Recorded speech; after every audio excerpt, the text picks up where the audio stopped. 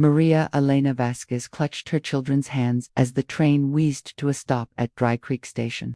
The autumn wind carrying dust devils across the barren platform. Isabella, 9 years old, with her mother's determined brown eyes, pressed close while 6-year-old Diego buried his face in Maria's worn traveling dress. The locomotive's whistle echoed through the valley like a lonely cry, and Maria whispered a prayer in Spanish, her heart hammering with equal measures of hope and terror. This godforsaken place would be their new home, where Patrick O'Brien waited to marry her and give her children the father they desperately needed. The letters in her carpetbag promised safety, respectability, and love, 3 things that had been stolen from her. In San Antonio, when Diego's father abandoned them and Isabella's father died in the mines, the station master, a thin man with suspicious eyes, approached with obvious reluctance, his boots crunching on the wooden planks. "You, the Mexican woman Patrick was expecting." His voice carried the same chill as the October wind, and Maria noticed how he kept his distance, as if her very presence might contaminate him. She straightened her shoulders, drawing strength from her children's trust, and nodded with as much dignity as she could muster. "Am Maria Elena Vasquez, Señor." "Where is Señor O?" The question hung in the air, like smoke from the train's chimney, but the station master's expression told her everything before his words confirmed her worst fears. Behind her, other passengers disembarked and hurried away, leaving the small family isolated on the platform like unwanted cargo. Father Michael Sullivan emerged from the small crowd, his black cassock billowing in the wind, his Irish accent immediately recognizable from Patrick's descriptions in their correspondence. His weathered face bore the weight of terrible news, and Maria felt her knees weaken as he approached with gentle, careful steps. "Mrs. Vasquez, I'm Father Sullivan. Patrick spoke of you often in his letters to me." The priest's voice trembled with compassion, and Maria saw tears gathering in his green eyes. "I'm afraid I have sorrowful news, dear woman. Patrick was killed 3 days ago in a mining accident, a cave-in at the copper mine." The words struck Maria like physical blows, and she heard Isabella's sharp intake of breath, felt Diego's small hand tighten in hers. The dream of safety, of belonging, of it crumbled like dust in the merciless wind. Before we continue, leave your like, share our story, and subscribe to the channel. Thank you. The world tilted beneath Maria's feet as the full impact of Father Sullivan's words crashed over her like a mountain avalanche. Patrick was dead, the kind man whose letters had promised her children a home, whose gentle words had given her courage to leave everything behind in San Antonio. Now she stood in this hostile place with $17 to her name, to frighten children, and nowhere to go. "¿Qué vamos a hacer, mamá?" Isabella whispered, reverting to Spanish in her fear, and Maria felt the weight of complete responsibility crushing down on her shoulders like the Colorado mountains themselves. The station master cleared his throat impatiently, and she realized that even this moment of grief was unwelcome here. This was the inciting incident that would either destroy them or forge them into something stronger than they had ever been. Through her tears, Maria noticed the hostile stares from the townspeople who had gathered to witness her arrival, women clutching their shawls tighter, men spitting tobacco juice with deliberate disgust. Their faces reflected a hatred she had seen before, but hoped to escape, the kind of prejudice that reduced her to nothing more than her brown skin and accented English. "There's no place for your kind here," muttered an old woman with steel-gray hair and bitter eyes, her voice carrying clearly across the platform. "Patrick might have been fool enough to bring you here, but he's gone now, and we don't need more of your people taking our jobs and bringing disease." The words cut deeper than any physical wound, and Maria felt something fierce and protective rise within her chest. She would not let her children hear such hatred without seeing their mother's strength in response. Drawing Isabella and Diego closer, Maria lifted her chin and spoke with quiet dignity that surprised even herself. "I am not here to take anything from anyone, Señora. I came here to build a life, to contribute to this community, and to honor the man who believed we belonged here." Her voice grew stronger with each word, fed by righteous anger and maternal determination. Father Sullivan stepped forward, placing a protective hand on her shoulder, his own Irish accent thickening with emotion. "And I'll not stand by and watch this woman and her children be treated with such cruelty on the very day she's learned of her intended's death." The priest's intervention created a moment of tense silence, and Maria realized that her first battle in this new world had already begun. The choice before her was simple: flee back to the poverty and danger of San Antonio, or stand and fight for the life Patrick had dreamed they could build together. That night, in the small room above McCarthy's general store that Father Sullivan had secured for them, Maria sat on the narrow bed with her children pressed against her sides. The walls were thin, and they could hear the voices from the saloon below of men discussing the Mexican problem and how the town should handle her unwelcome presence. Isabella trembled with each burst of cruel laughter, while Diego whimpered softly in his sleep, his small fist clutching his mother's skirt. Maria stared at their meager possessions scattered across the floor to changes of clothes, her sewing box, Patrick's letters, and the $17 that stood between them, and complete destitution. The weight of decision pressed down on her like a physical presence in the room, demanding she choose between the familiar misery of the past and the uncertain promise of fighting for a future here. As dawn broke over the harsh Colorado landscape, Maria made her first critical choice, the decision that would define everything that followed. She would not run, not from the hatred, not from the poverty, not from the seemingly impossible task of making a place for herself and her children in this hostile world. Standing at the small window, watching the sun paint the mountains gold, she whispered to herself in Spanish, then repeated the words in English for Isabella and Diego to hear. "We are not going anywhere. This is our home now, and we will make it beautiful." The declaration felt like throwing down a gauntlet before an army. But Maria had discovered something powerful in herself during that long, sleepless night. She possessed skills this town needed, patience these people lacked, and a mother's fierce determination that no amount of prejudice could break. Father Sullivan arrived with breakfast and found Maria already awake, her sewing box open on the small table, her hands working steadily on mending Isabella's torn dress. "You've decided to stay," he said, and it wasn't a question. Something in her posture, in the set of her shoulders, told him everything. Maria nodded without looking up from her careful stitches, her movements precise and economical. "Patrick brought me here for a reason. Padre, perhaps not the reason we thought, but a reason nonetheless." She held up the mended dress, showing him work so skillful it was nearly invisible, the fabric stronger than before. "I can sew, I can teach, I can heal. This town may not want me, but it needs me." The priest smiled for the first time since her arrival, recognizing the steel beneath her gentle exterior that had attracted Patrick's letters and proposals of marriage. Mayor Harrison Webb arrived at the store with 2 other town leaders, their faces set in hard lines of disapproval and barely contained anger. Webb was a large man with silver whiskers and cold blue eyes that had never looked upon a Mexican with anything approaching respect.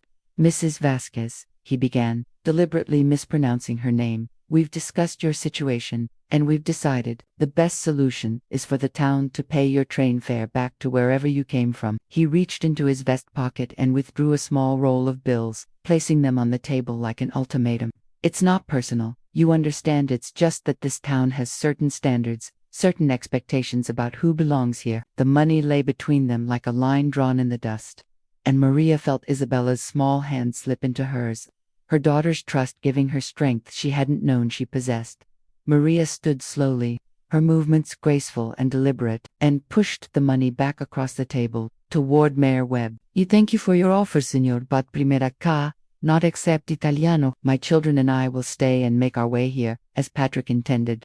Her voice remained steady despite the fury she could see building in the mayor's face, despite the way the other men's hands moved instinctively toward their gun belts. "I am a skilled seamstress, and I can read and write in 2 languages. This town will benefit from our presence, whether it wishes to admit that now or not." Father Sullivan moved closer, his presence a reminder that she was not completely without allies in this hostile place. The mayor's face flushed red above his silver whiskers, and Maria realized she had just declared war on the entire power structure of Dry Creek Station. After the men left with threats and warnings, Maria walked with her children through the dusty main street of Dry Creek Station, entering fully into this special world that would test every fiber of her being. The town was smaller than she had imagined, a handful of businesses, a few dozen houses scattered among the hills, and the ever-present mine that employed most of the men and provided the town's meager prosperity. Women pulled their children inside as the Vasquez family passed, and men gathered in small groups to stare and mutter among themselves. But Maria also noticed things others might have missed: the poorly mended clothes, the children who needed teaching, the gardens that struggled in the harsh soil. This place needed her skills, her knowledge, her gentle strength, even if it couldn't see past her brown skin to recognize those gifts. As they reached the end of the street and turned back toward their temporary home, Maria felt the weight of destiny settling over her shoulders like a heavy but honored cloak.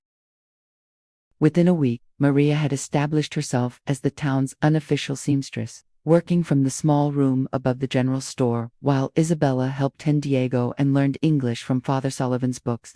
The work came grudgingly. At first, women leaving torn garments on the store counter without speaking to her directly, payment left in coins without acknowledgement of her skill. But Maria's needlework spoke for itself, transforming damaged clothing into garments more beautiful than they had been originally.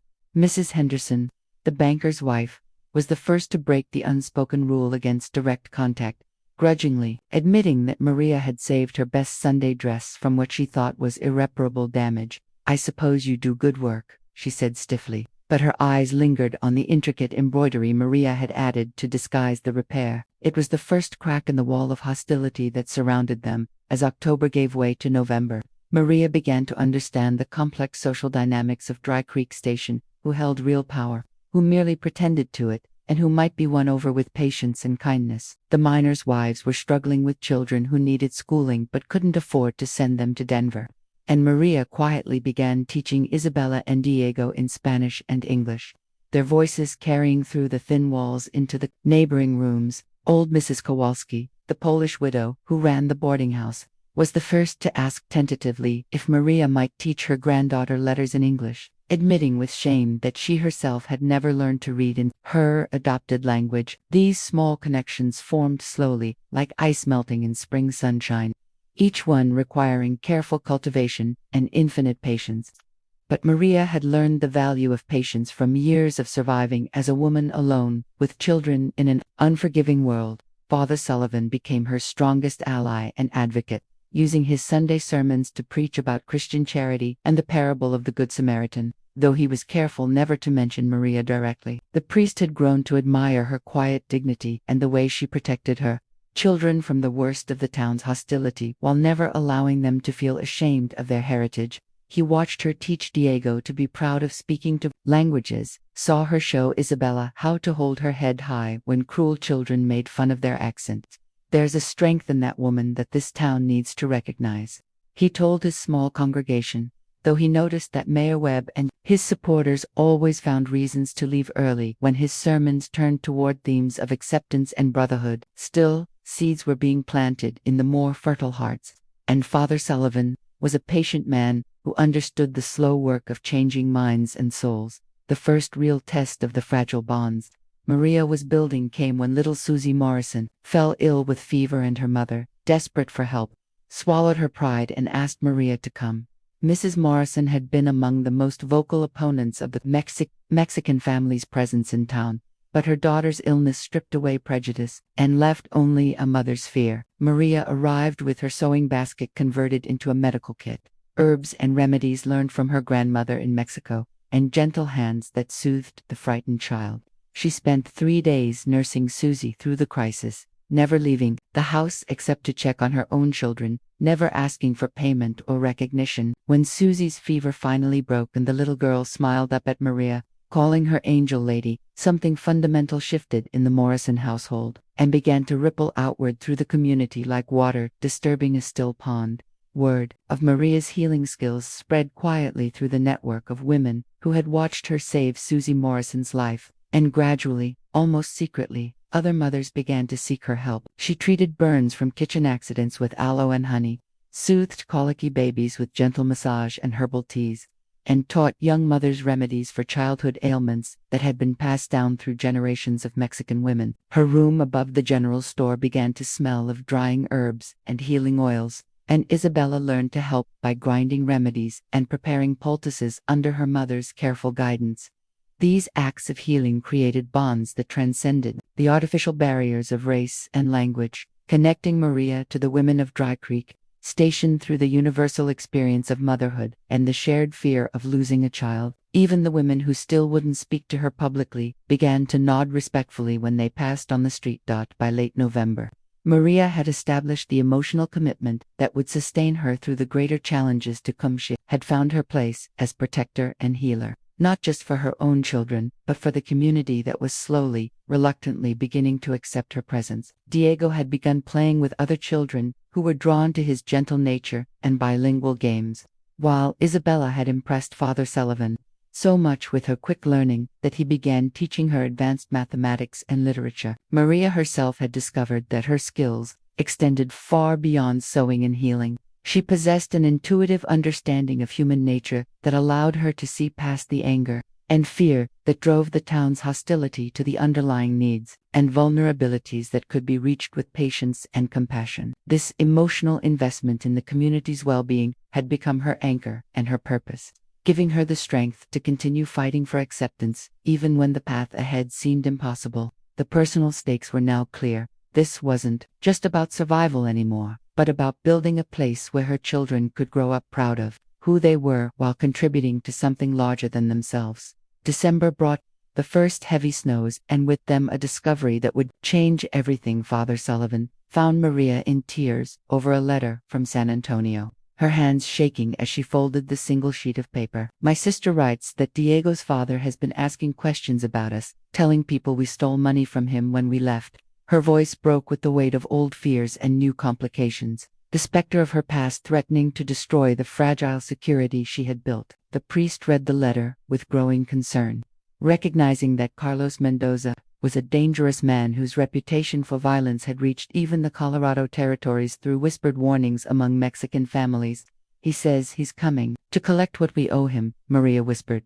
"But there is no debt except the one he owes us for abandoning his son." Father Sullivan saw the terror in her eyes and understood that this threat was more dangerous than all the prejudice in Dry Creek Station combined.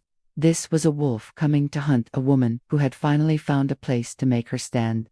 The discovery of Carlos's threat coincided with Maria's growing understanding of the town's economic situation, which was far more precarious than anyone wanted to admit. The copper mine was producing less ore each month, and several families were quietly making plans to leave for more prosperous territories before winter made travel impossible. Mayor Webb and the town leaders were desperately trying to attract new businesses and residents, but their reputation for hostility toward outsiders was working against them in ways they refused to acknowledge. Maria realized that her presence might actually be part of the solution rather than the problem. Her skills, her languages, her connections to the growing Mexican and Spanish-speaking communities throughout the territory could help Dry Creek Station become a more diverse and economically viable community. But first, she would have to survive Carlos's arrival and find a way to turn the town's protection from a desperate hope into a reality based on mutual benefit and respect.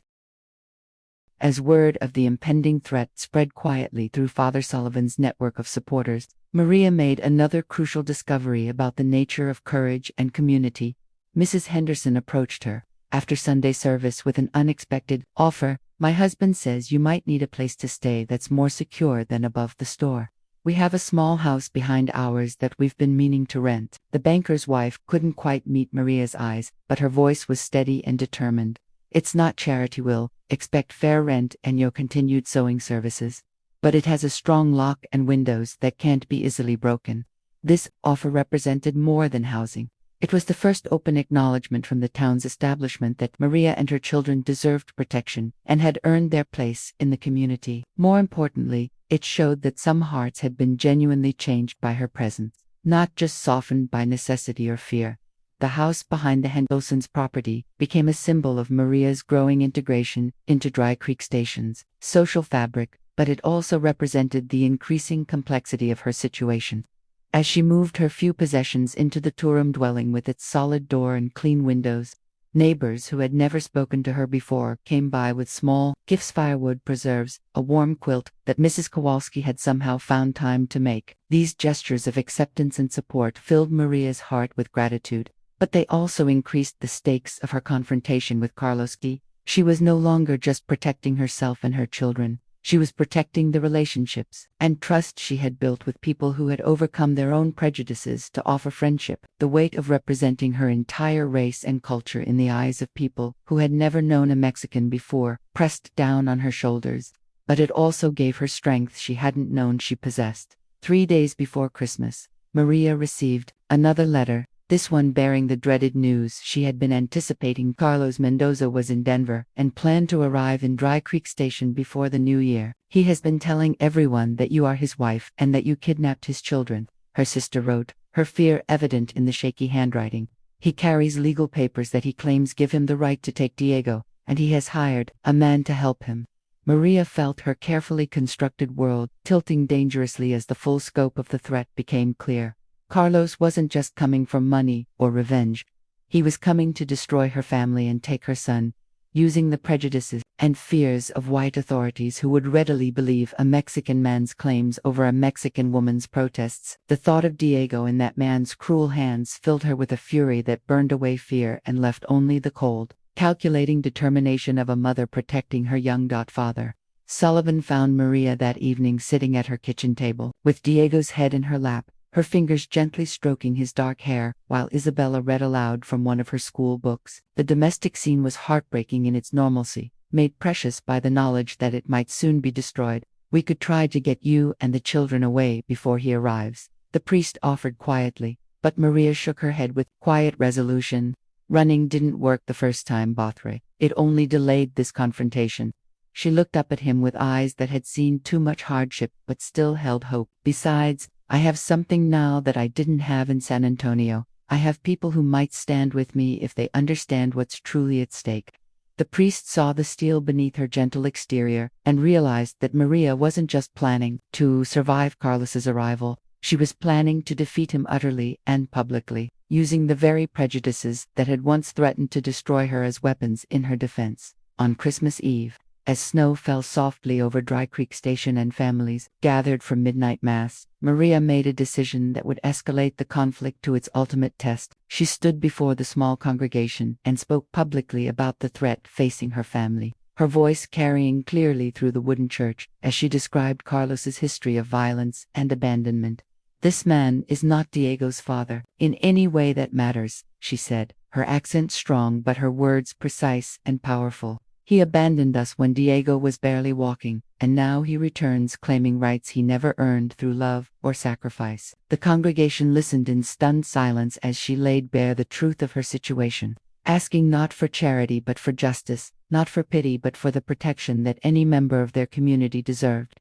When she finished speaking, the silence stretched long enough that Maria wondered if she had miscalculated, if revealing her vulnerability had destroyed rather than strengthened her position. Then Mrs. Morrison, whose daughter Maria had saved, stood up and began to clap, her defiance echoing through the church until others joined in, creating a sound of solidarity that would carry them through the dark days ahead. The revelation that would change everything came from an unexpected source: Mayor Webb himself, who arrived at Maria's door on New Year's morning with information that transformed their understanding of Carlos Mendoza and his true intentions. The mayor's face was grim as he removed his hat and asked permission to enter, his usual bluster replaced by something approaching respect.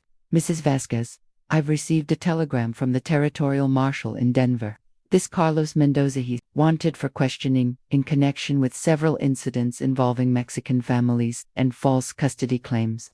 Webb's voice was carefully neutral, but Maria could see the anger in his eyes as he continued. "It appears he's been using forged legal documents to extort money from women like yourself, claiming parental rights to children who aren't his or whom he abandoned."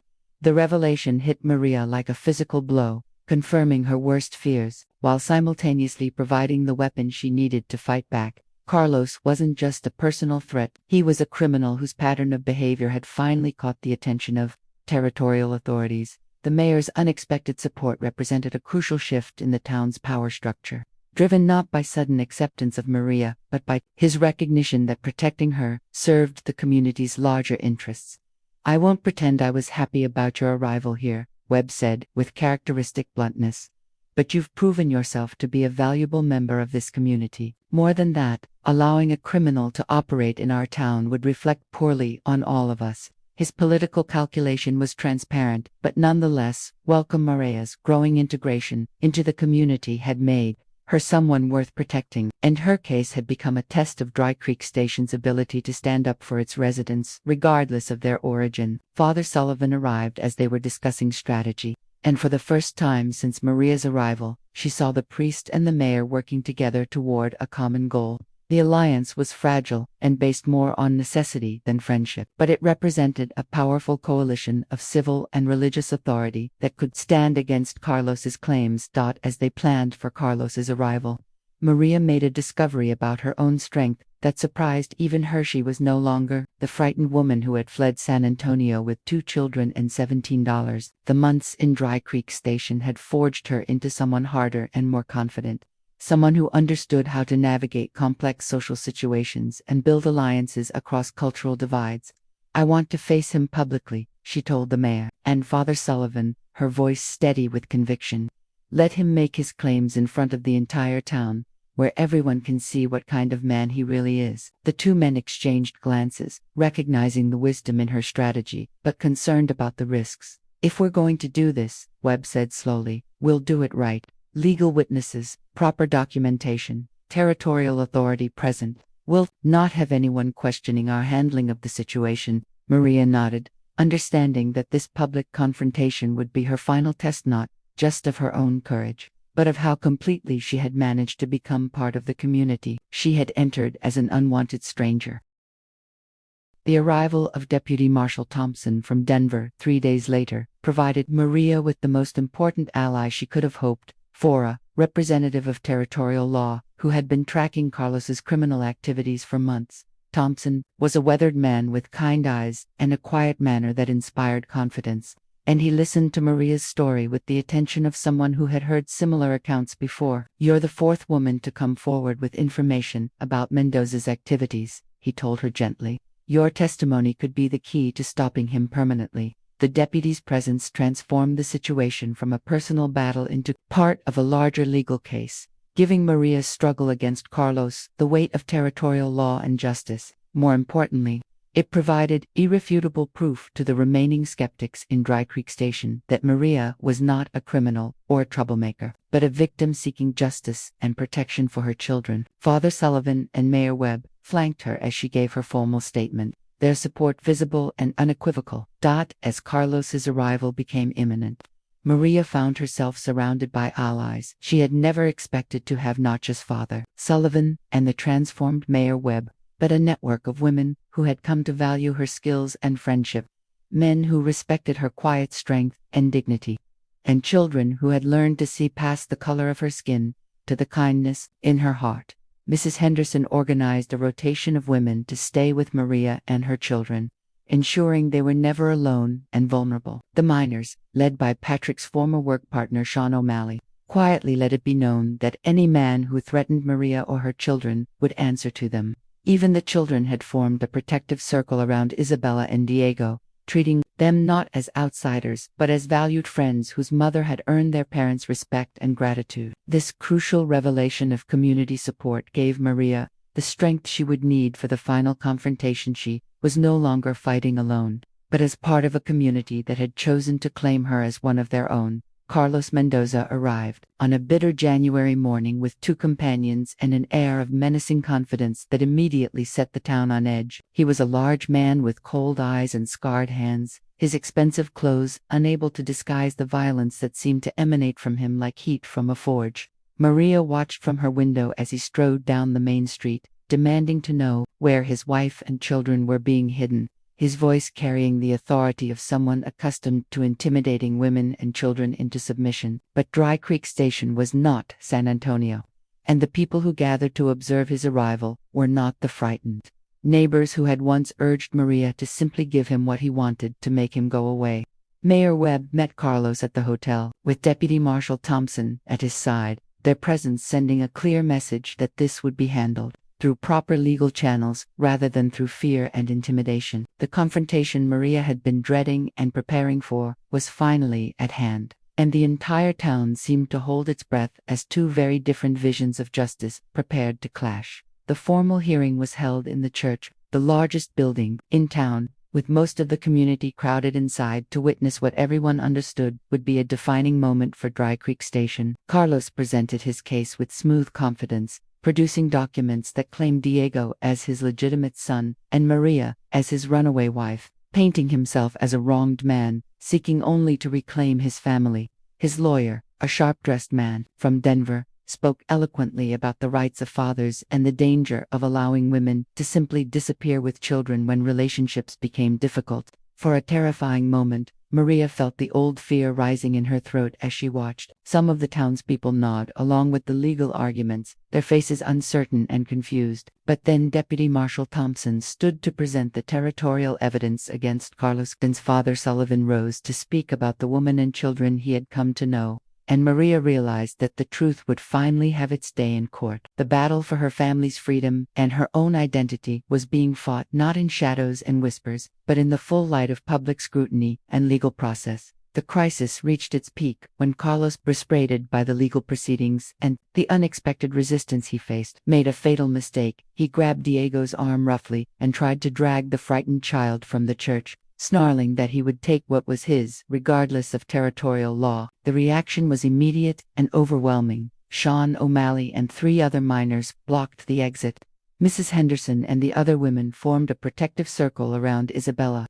And Mayor Webb himself stepped forward to confront Carlos directly. "Release that child immediately," Webb commanded, his voice carrying all the authority of his office and the collective will of the community. "You're in Dry Creek Station now, and we protect our own." The words hung in the air like a declaration of war, and Maria Putin realized with a shock of joy and terror that the mayor had just publicly claimed her family as belonging to the town. Carlos found himself surrounded by faces that showed no fear, only determination, and for the first time since his arrival, doubt crept into his cold eyes. The community had not just accepted Maria, they had transformed themselves in the process of defending her. In the aftermath of Carlos's failed attempt to take Diego by force, Maria underwent the final transformation of her journey from frightened refugee to empowered community leader. As Deputy Marshal Thompson placed Carlos and his companions under arrest for attempted kidnapping and fraud, Maria stood before the assembled townspeople and spoke with a voice that had been forged in the fires of adversity and tempered by the strength of genuine community support. "I came here seeking only safety for my children," she said, her words carrying clearly through the hushed church. "But I found something I had never dared to hope for. I found home. Not just a place to live, but people willing to stand with me, to see past fear and prejudice, to the truth of who we really are." The applause that greeted her words was different from the polite acknowledgement she had received at Christmas. This was the sound of a community celebrating one of their own, recognizing that they had all been changed and strengthened by the struggle to protect what they had come to value. Maria had not just survived the crisis. She had emerged as a leader whose courage and integrity had helped transform an entire town's understanding of what it meant to belong and to protect one another. 3 months after Carlos's conviction, Maria faced her greatest challenge, not against an enemy, but in shaping the future of her children and Dry Creek Station. With the copper mine set to close, she proposed a bilingual school and cultural center to unite Mexican and Anglo families, creating prosperity through diversity. At a heated town meeting, she urged neighbors to see strength in differences rather than threats. Voices clashed, some fearing the loss of tradition, others recognizing adaptation as survivalent. Young Isabella recited the Pledge of Allegiance in both English and Spanish, her clear voice bridging the divide and proving that identity could embrace many cultures without losing its essence. The moment left the room in stunned silence, before applause began to rise in recognition of the truth her words carried. The debate ended when Mayor Webb called for a secret vote. As ballots were counted, tension filled the room until the result was read: 23 in favor, 18 opposed. Tears streamed down Maria's face as she realized the community had chosen hope over fear, inclusion over exclusion. Children rushed to her side while supporters offered help, and even some opponents acknowledged her courage. The decision marked not only the birth of a school but the rebirth of Dry Creek Station itself, a town willing to redefine its soul by becoming a bridge between cultures, bound by a shared vision of liberty and justice for all.